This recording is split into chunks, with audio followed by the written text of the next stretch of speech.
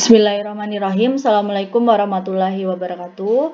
Untuk materi hari ini kita akan membahas tentang analisis regresi. Jadi analisis regresi ini merupakan salah satu bentuk analisis yang dimana kita akan mengukur hubungan antara dua variabel, variabel independen dan variabel dependen.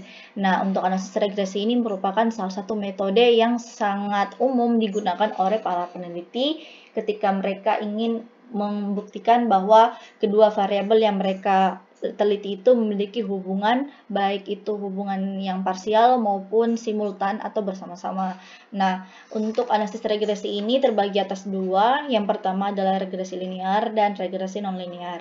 Kalau regresi linear ini kita membentuk garis lurus, sedangkan kalau nonlinear ini tidak membentuk garis lurus.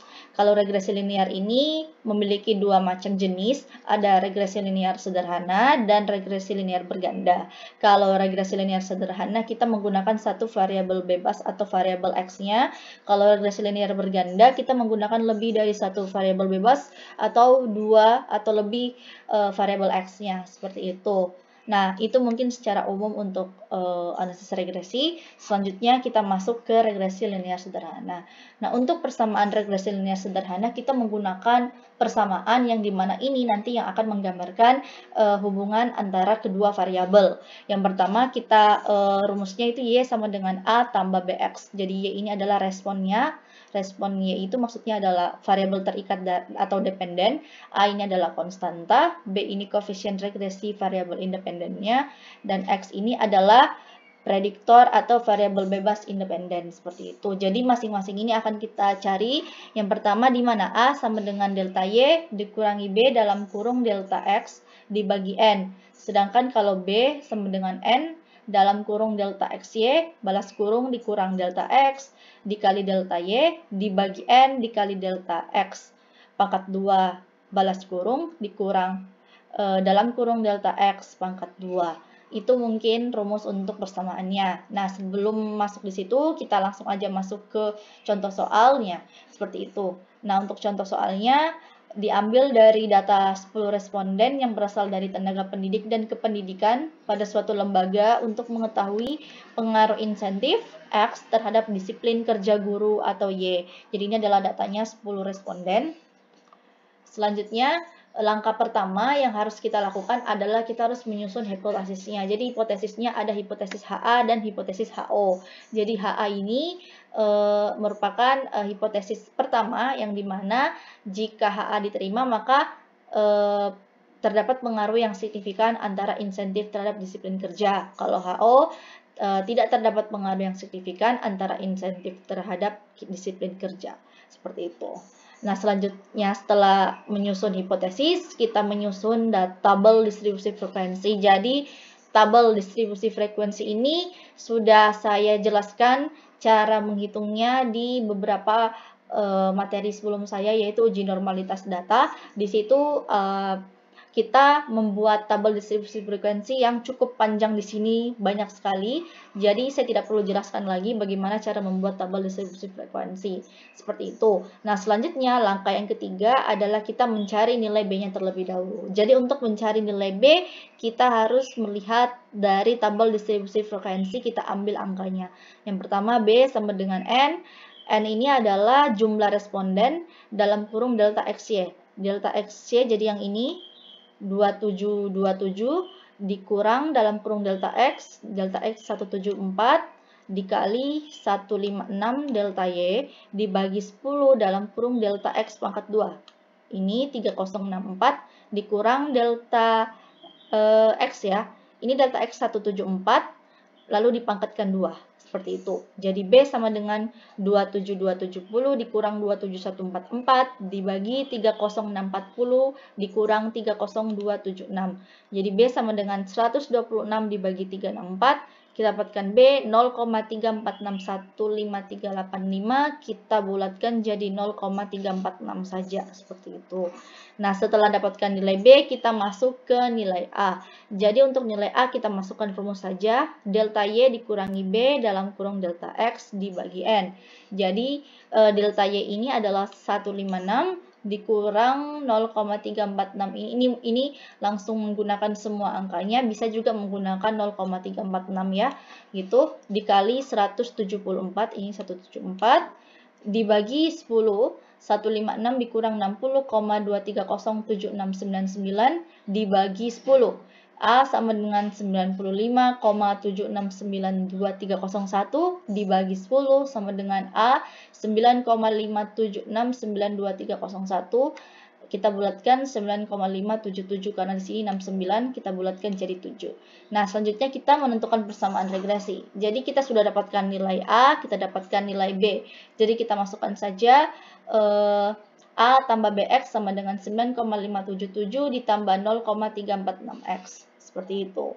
Nah, tetapi setelah kita menentukan persamaan regresi tidak berhenti sampai di situ saja, kita harus menguji persamaan regresinya dengan menghitung nilai R. Jadi untuk menghitung nilai R, rumusnya adalah N dikali delta XY dikurang delta X dikali delta Y dibagi akar dalam kurung N dikali delta X pangkat 2 dikurang dalam kurung delta X pangkat 2 balas kurung dikali N N dikali delta Y pangkat 2 dikurang dalam kurung delta Y balas kurung pangkat 2 balas kurung.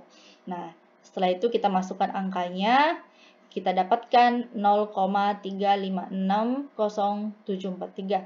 Selanjutnya kita akan menghitung nilai F. Nilai F ini merupakan uji F itu merupakan salah satu bentuk metode pengujian hubungan yang dimana hubungannya itu secara simultan atau bersama-sama seperti itu. Nah, kita juga harus menghitung nilai F supaya kita mengetahui apakah hubungannya itu terdapat pengaruh atau tidak, seperti itu. Nah, kita masukkan saja rumusnya. F sama dengan R pangkat 2 dalam kurung N dikurang M dikurang 1 balas kurung dibagi M dalam kurung 1 dikurang R pangkat 2. Jadi R pangkat 2-nya yang ini kita masukkan 0,3560043 seperti itu. Jadi di sini kita bisa lihat N itu adalah jumlah datanya, kalau M itu adalah jumlah variabel bebasnya. Jadi di sini N 10 dikurang variabel bebasnya atau variabel X-nya cuma 1 dikurang 1 dibagi 1 dalam kurung 1 dikurang 0,3560 sekian dipangkatkan 2 sama dengan ini semua sudah. Selanjutnya kita dapatkan nilai F-nya adalah 1,1615876. Jadi F ini merupakan adalah F hitung. Jadi nanti untuk melihat apakah nilainya ini ataupun datanya ini memiliki hubungan atau tidak, kita harus membandingkan dengan nilai F tabelnya seperti itu. Maka dari itu teman-teman harus mendownload tabel F seperti itu. Nah, selanjutnya kita masuk ke interpretasi. Jadi kita harus menghitung nilai ininya ya, nilai dB-nya. Jadi sama dengan N dikurang jumlah variabel bebas dikurang 1 sama dengan 10 dikurang 1 dikurang 1 sama dengan 8. Jadi nilai dB ini akan menjadi patokan kita untuk melihat di tabel F. Seperti itu. Jadi nanti setelah nanti di tabel F ini akan ada nilai DF atau nilai DB. Di sini kalian cari 8. Setelah itu secara umum kalau regresi itu kita pakai taraf signifikansi 5% atau 0,05. Jadi nanti di atasnya ini ada taraf signifikansinya, ada 10, ada 1%, 5%, 10, 20 dan seterusnya. Di situ nanti kalian cari 5%, lalu kalian cari F tabelnya. Nah, kebetulan untuk nilai tingkat DF-nya ini kita dapatkan F tabelnya 5,32. Jadi sehingga jika F hitungnya itu kurang dari F tabel, maka HA-nya ditolak dan HO diterima. Kalau misalnya HA ditolak dan HO diterima, artinya tidak terdapat pengaruh yang signifikan antara insentif terhadap disiplin kerja. Seperti itu. Jadi kalau misalnya nilainya F hitung ternyata lebih besar daripada F tabel, maka HA diterima, HO ditolak. Seperti itu untuk menginterpretasi. Nah, kalau persamaan regresi ini sebenarnya adalah kita melihat yang ini. Nah, ini kita melihat sejauh mana berapa persen yang bisa kita hubungan yang bisa kita interpretasikan ketika kita berbicara tentang kedua variabel. Jadi 0,346 ini nanti kita kalikan 100, kita dapatkan 34,6. Jadi sebanyak 34,6% itu merupakan hubungan antara ada hubungan signifikan antara insentif terhadap disiplin kerja, sedangkan sisanya itu merupakan tidak memiliki pengaruh atau hubungan antara insentif terhadap disiplin kerja. Mungkin seperti itu penjelasan saya cara membaca persamaan regresi ini, seperti itu.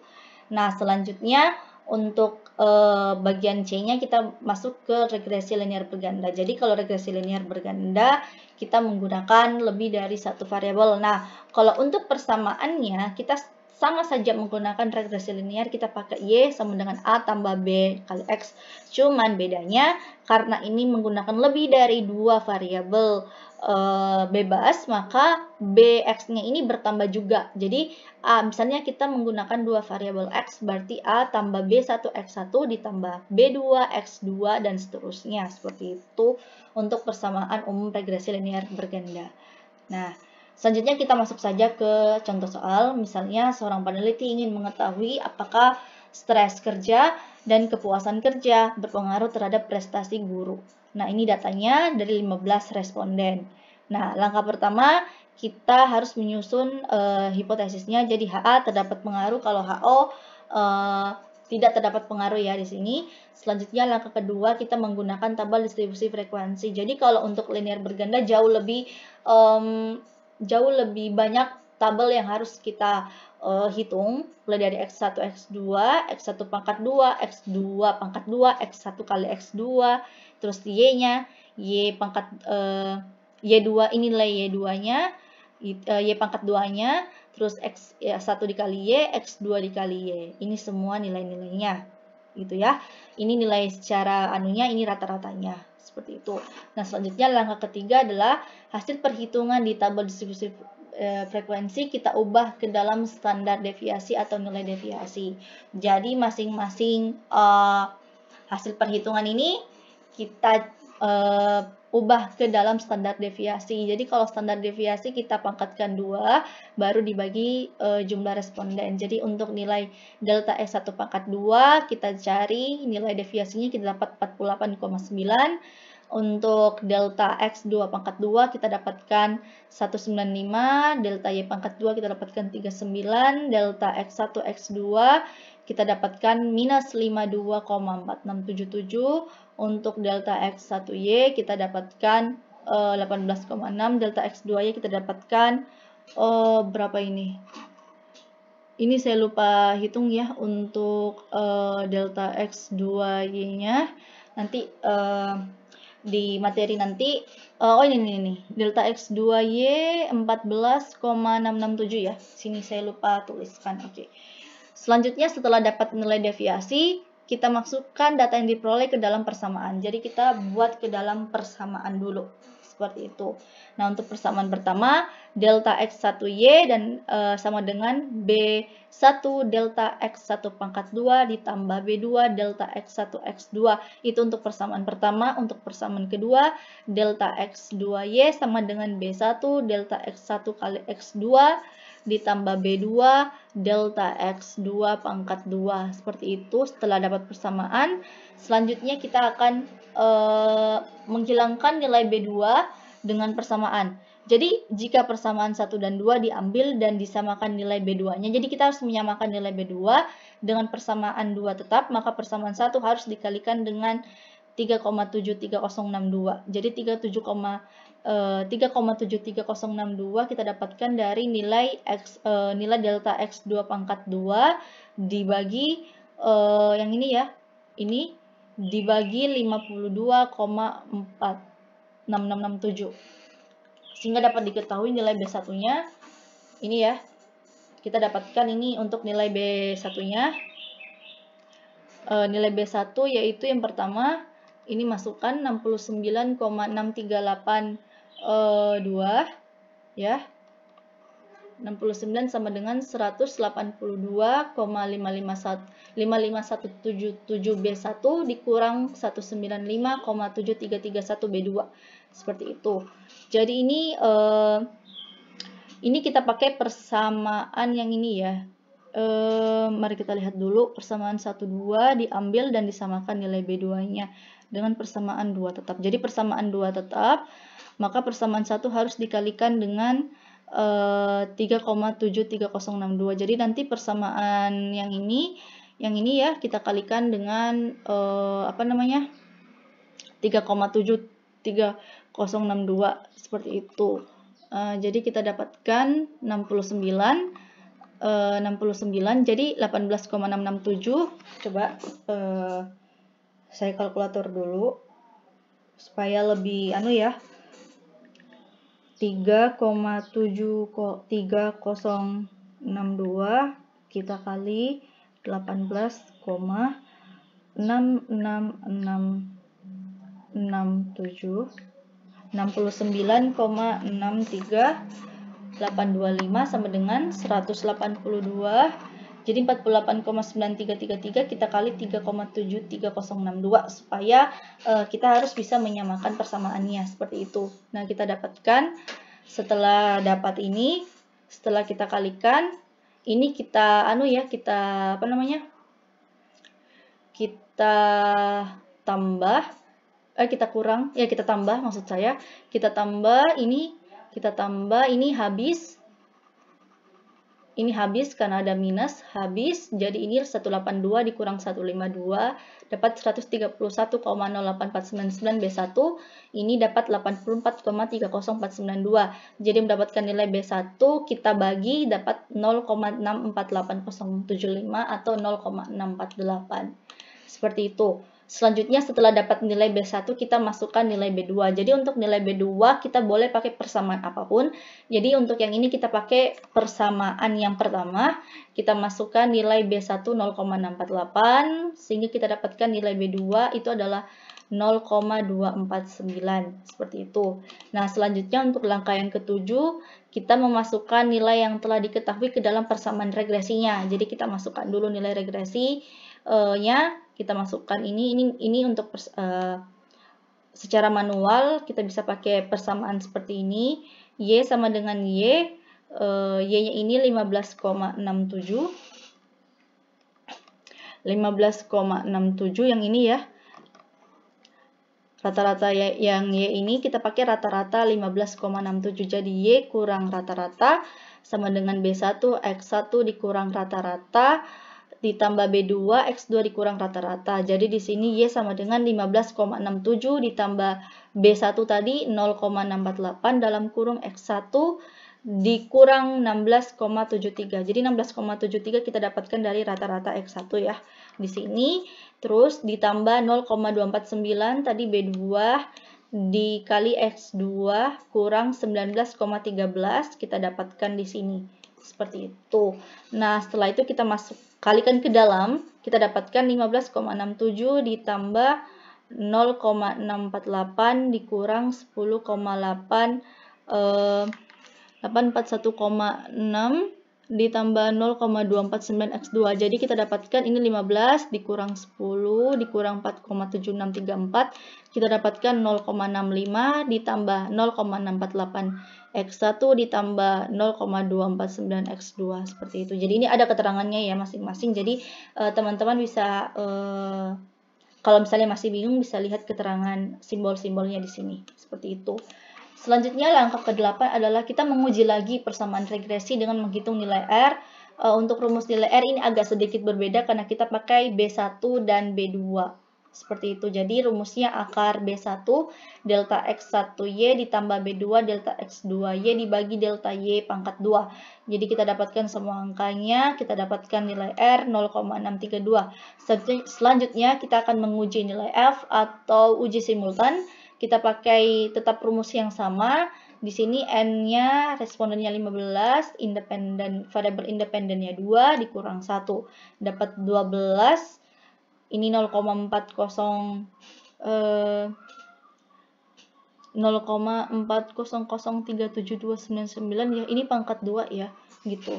Semoga aja benar. Kalau nggak benar bisa nanti teman-teman cari sendiri angkanya berapa gitu. Itu sama dengan 2 dikali setelah dihitung semuanya kita dapat 4,8 sekian dibagi 1,199 sekian, kita dapatkan 400,622 seperti itu. Itu untuk nilai F-nya gitu. Nah, selanjutnya kita interpretasi lagi. Jadi interpretasinya kita mencari nilai F tabelnya dulu. Nah, kebetulan kita dapatkan untuk nilai DF-nya itu adalah 12. Jadi nanti teman-teman cari di tabel F itu nilai DF-nya itu apa namanya? DF itu adalah 12. Terus jangan lupa signifikansinya itu adalah apa namanya? 5%. F hitungnya 4,00622 dan F tabelnya kebetulan adalah 3,88 gitu. Jadi saya ulangi, untuk nilai DF-nya atau degree of freedom-nya itu adalah 12, terus taraf signifikansinya adalah 5%, jadi 0,05. Jadi setelah itu kita cari di F tabel, kita dapatkan 3,88. Setelah itu kita bandingkan F hitung, kebetulan F hitungnya lebih besar daripada F tabel, sehingga kita dapat memberikan kesimpulan bahwa hipotesis HA itu diterima dan HO ditolak. Artinya, jika HA diterima, artinya terdapat pengaruh yang signifikan antara stres kerja dan kepuasan kerja terhadap prestasi guru. Itu mungkin untuk materi analisis regresi ini. Mohon maaf di dalam materi ini jika ada berbagai macam salah-salah perhitungan seperti itu. Teman-teman bisa hitung sendiri nantinya bagaimana supaya dapat hasil yang baik gitu ya, karena ini angka-angkanya cukup banyak, jadi mohon maaf jika ada salah-salah hitung. Mungkin itu saja untuk materi analisis regresi ini secara manual, dan nanti saya akan mencoba memberikan materi tentang bagaimana cara menghitung analisis regresi dengan menggunakan SPSS, yang dimana jauh lebih mudah dan lebih simpel dibanding dengan kita menggunakan analisis regresi secara manual. Begitu. Cukup sekian dan terima kasih telah menyimak materi ini. Semoga bermanfaat dan mohon maaf apabila ada salah-salah kata di dalam record ini. Demikian, Assalamualaikum warahmatullahi wabarakatuh.